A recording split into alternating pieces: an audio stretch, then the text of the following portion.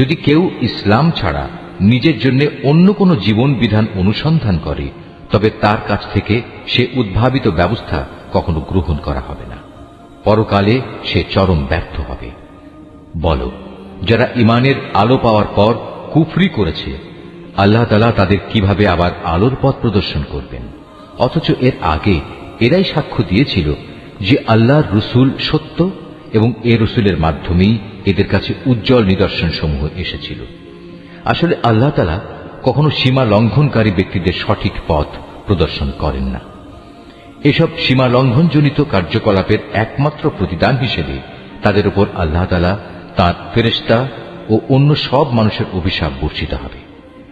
সে অভিশপ্ত স্থান হচ্ছে জাহান্নাম। সেখানে তারা অনাদিকাল ধরে পড়ে থাকবে। এক মুহূর্তের জন্যও তাদের উপর শাস্তির মাত্রা কমানো হবে না, না আযাব থেকে তাদের একটুখানি বিরাম দেওয়া হবে। তবে তাদের কথা আলাদা, যারা এসব কিছুর পর তওবা করেছে এবং তারপর নিজেদের সংশোধন করে নিয়েছে। আল্লাহ তাআলা অবশ্যই ক্ষমাশীল ও পরম দয়ালু। কিন্তু যারা একবার ঈমান আনার পর কুফরির পথ অবলম্বন করেছে, অতঃপর তারা এই বেঈমানি কার্যকলাপ দিন দিন বাড়াতেই থেকেছে, আল্লাহর দরবারে তাদের তওবা কখনো কবুল হবে না, কারণ এ ধরনের লোকেরাই হচ্ছে পথভ্রষ্ট। রুকু 10। এটা সুনিশ্চিত, যারা আল্লাহ তাআলাকে অস্বীকার করেছে এবং কুফরি অবস্থায় তাদের মৃত্যু হয়েছে, তারা যদি নিজেদের আল্লাহর আযাব থেকে বাঁচানোর জন্য এক পৃথিবী পূর্ণ স্বর্ণ মুক্তিপণ হিসেবে খরচ করে, তবু তাদের কারো কাছ থেকে তা গ্রহণ করা হবে না। বস্তুত এরাই হচ্ছে সেসব হতভাগ্য ব্যক্তি যাদের জন্য রয়েছে মর্মন্তুদ আযাব, আর সেদিন তাদের কোনো সাহায্যকারীও থাকবে না। তোমরা কখনো যথার্থ নেকি অর্জন করতে পারবে না যতক্ষণ না তোমরা তোমাদের ভালোবাসার জিনিস আল্লাহর পথে ব্যয় করবে। মূলত তোমরা যা কিছুই ব্যয় করো, আল্লাহ তাআলা তা জানেন।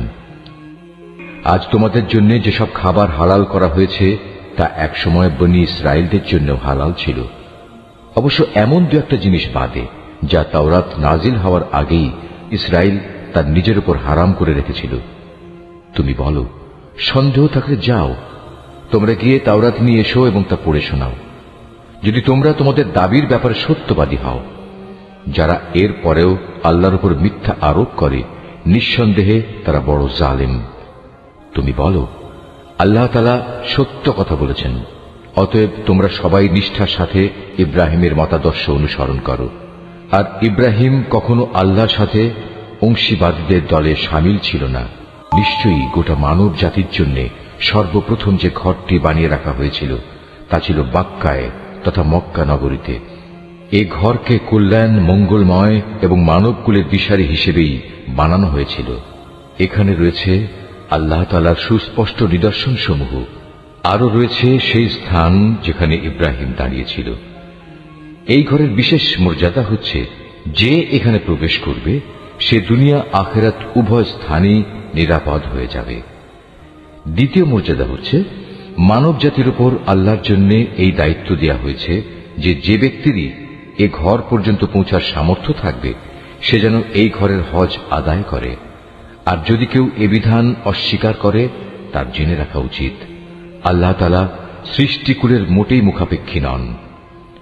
হে নবী, তুমি বলো, হে আহলে কিতাবরা, তোমরা কেন জেনে বুঝে আল্লাহর আয়াত অস্বীকার করো, অথচ আল্লাহ তাআলাই তোমাদের যাবতীয় কাজের সাক্ষী।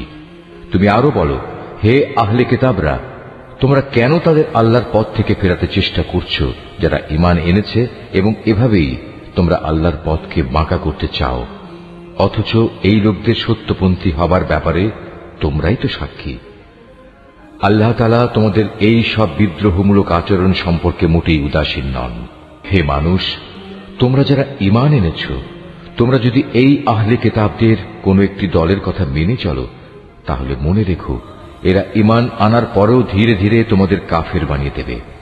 আর তোমরা কিভাবে কুফরি করবে যখন তোমাদের সামনে বারবার আল্লাহর আয়াতসমূহ তেলাওয়াত করা হচ্ছে?